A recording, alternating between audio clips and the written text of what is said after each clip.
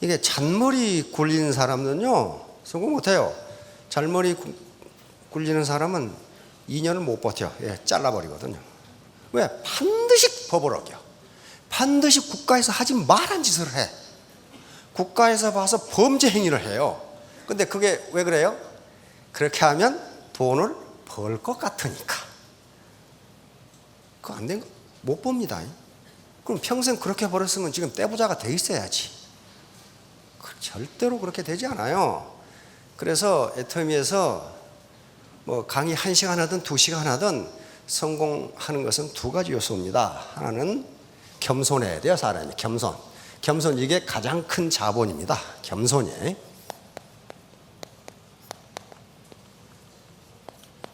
겸손이에요. 겸손. 겸손. 여기 또 외국인들이 와 계시니까 휴밀리티. 휴밀리티입니다. 겸손. 겸손은 자본입니다. 한 사람은 겸손하고 한 사람은 오만하다고 합시다. 누가 사업을 잘하겠어요? 겸손한 사람이 잘하겠어요. 그래서 겸손은 이건 자본입니다. 자본. 이게 캐피탈이에요. 캐피탈. 이게 자본이에요. 자본. 저 자본이 없으면 어떤 일을 해도 성공하지 못합니다. 학자들은 겸손을 뭐라고 정의하느냐 하면은 남의 말을 틀어주는 것. 내가 틀릴 수도 있다. 이렇게 생각하는 것. 그리고 저분의 말이 맞을 수도 있다. 이렇게 생각하는 겸손이에요. 그런데 오만한 사람은 절대로 그렇게 생각 안 해. 저놈은 초등학교 나온 놈이야. 난 대학 나왔거든. 내가 잘 알아. 근데 오만한 우리 친구들 좀 아는 사람 많아요. 오만한 사람이 제일 싫어하는 놈이 오만한 놈이야. 오만한 사람이 제일 좋아하는 사람이 겸손한 사람이에요. 그거 이상하더라고. 그거 이상해. 요것만 가지고 되는 게 아니고 겸손하게 가만히 앉아있으면 성공하는 게 아닙니다. 그것은 이웃집에 마음씨 좋은 할아버지야. 얼마나 인자하고 겸손해요. 근데 그렇다고 해서 사업에 성공하네? 안 돼요. 반드시 열정이 있어야 돼요.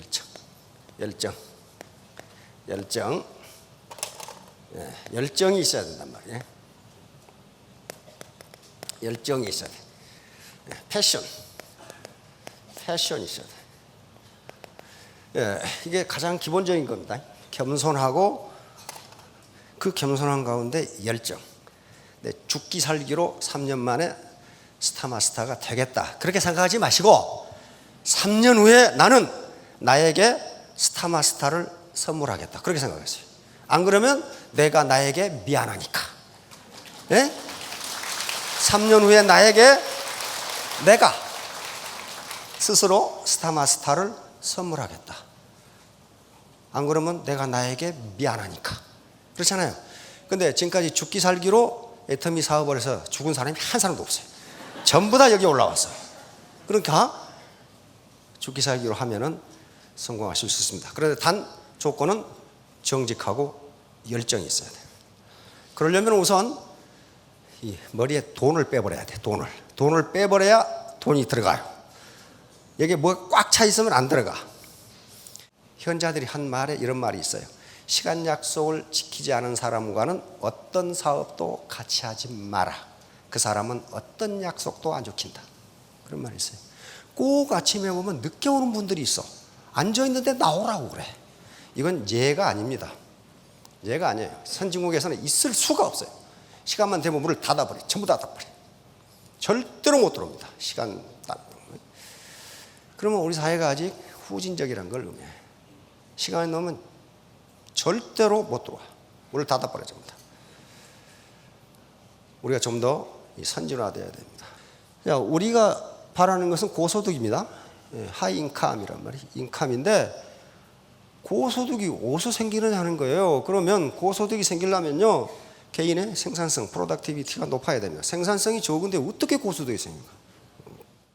여기서 말하는 성공은 요겁니다. 안정적인 고소득이에요.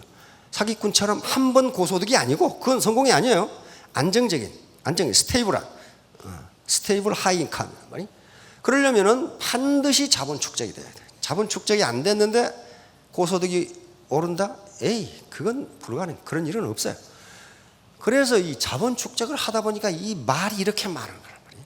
자, 토마스 에디슨, 천재는 1%의 영감과 99%의 노력으로 이루어진다. 땀으로 이루어진다. 그래서 퍼스피레이션, 땀으로 이루어진다. 그랬죠. 땀입니다. 그러니까 따라서 천재는 단순히 자신이 해야 할 모든 일을 완수하는 재능을 가진 사람이다. 스테판 클라인, 독일의 물리학자입니다. 이 양반은 에디슨의 말을 이렇게 바꿨어요. 성공은, 이 양반 최근에 인생은 그렇게 돼. 인생은 1%의 우연과 99%의 노력으로 이루어진다. 그런데 이 양반이 강조하고자 하는 것은 에디슨과는 반대입니다. 에디슨은 99%의 노력을 강조했지만 에디슨의 말을 다른 방법으로 해석했어요. 이 1%의 우연이 없이는 99%의 노력은 무용지물이다. 그런 말이에요. 1%의 우연이 없이는 우리는 우물을 파도 한 우물을 파라 그랬죠.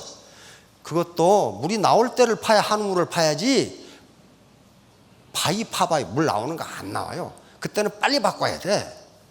다시 이 양반이 하는 얘기예요.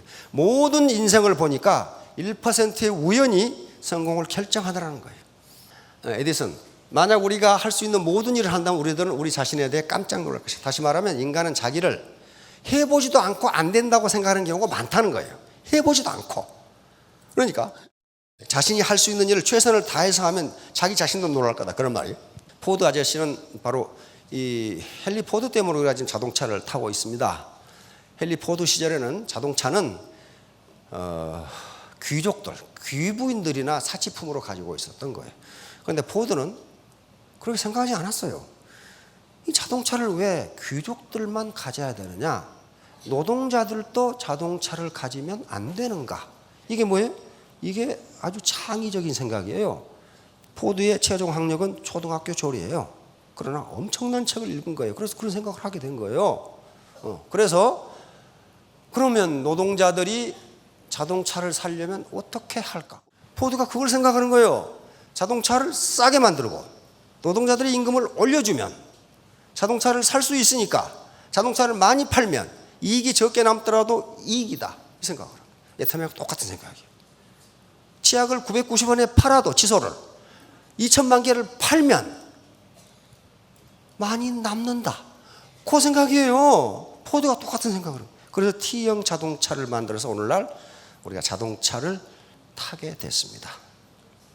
근데 지금은 또 자동차가 많이 되니까 매연이 많이 나와 또. 그렇죠? 매연을 없애려고 노력해도 안 되고 매연이 안 나는 자동차를 만들면 돼. 그게 비즈니스예요. 그게 싱크 디퍼런트라고 스티브 잡스가 이야기한 싱크 디퍼런트예요. 그럼 뭘 만들어 버리면 돼? 맹물로 가는 자동차를 만들면 돼. 맹물로. 그게 수소 자동차예요. 수소는 얼마든지 있으니까. 물은 수소가 산소로 이루어지죠. 그게 싱크 디퍼런트예요. 이것은 인간 개발 지수. 이건 신사숙녀가 얼마나 됐냐 하는 문제예요. 인간 유엔에서 낸 것입니다. UNDP, UN 개발 계획이라는 거 낸 것인데 각 국민의 평균적 인간 개발 지수를 계산해 놓은 겁니다. 그래서 아무리 그 나라가 소득이 높아도 인간 개발 지수가 낮으면 선진국으로 취급하지를 않습니다. 예를 들면 세계에서 가장 소득이 높은 나라는 중동의 카타르라는 나라입니다. 1인당 소득이 10만 달러예요. 10만 달러. 그런데 카타르를 선진국으로 친 사람이 하나도 없어요. 왜냐하면 인간 개발 지수가 낮아. 쉽게 말하면 인간이 덜 돼먹었다 그런 말이에요. 인간이. 그런데 우리가 선진국이라고 하는 나라들은요, 인간 1.0 만점인데 굉장히 높아요.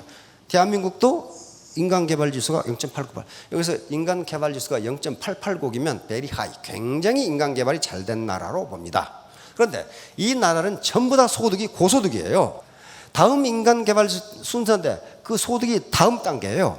절대로 인간 개발이 안 됐는데 소득이 높아질 수가 없어요. 아프리카 인간 개발이 굉장히 낮은 나라인데 이 소득 좀 보세요. 소득. 다시 말하면 인간 개발이 안 됐는데, 인간이 아직 안 됐는데 고소득을 올리는 예는 없다. 없답니다. 그러면 우리 대한민국 내에서도 마찬가지예요. 국가에서 하지 말라는 짓 하고 회사에서 하지 말라는 불법 행하고 다른 사람에게 피해를 주고, 이건 인간 개발이 안 된 거예요. 이게 신사숙녀가 아니거든요. 그런 사람이 성공한 예는 없답니다. 자, 근데 문제는 나예요.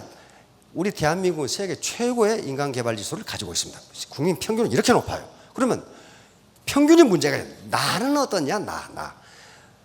사회 평균 레벨이 워낙 높아. 워낙 높으니까 그 이상 튀어 올라가지 않으면요, 그 사회에서 어퍼클래스에 올라갈 수가 없어요. 그래서 우리가 더욱더 노력을 해야 된다는 거예요. 자, 경제사의 핵심 문제. 요 핵심 문제인데 우리는 자본주의 시장 경제입니다. 자본주의 시장 경제. 자본주의 시장 경제이기 때문에 뭐가 기초라는 거예요? 우리 사회를 돌아 움직이는 힘은 자본이에요, 자본. 왜 자본주의에 살면서 이걸 생각을 안 해? 자본이 없으면 그런 가난빼기로 살 수밖에 없어요. 우리는 사회주의 통제 경제가 아닙니다. 자본주의 시장 경제니까 모든 문제를 시장이 해결해요. 시장. 이걸 보이지 않는 손이라고 그러면.